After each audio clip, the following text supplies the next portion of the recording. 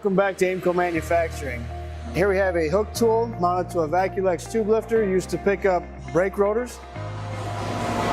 So to control your vertical control, you'll gently pull in the trigger. The further you pull it in, the faster it'll go. Engage the 2 pins.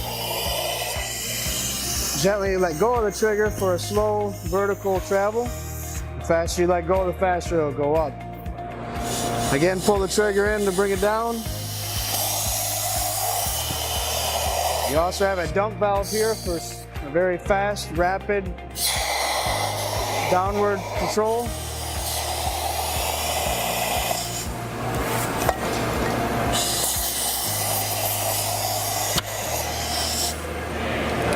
Thanks for watching. Please visit aimcomanufacturing.com for more product videos.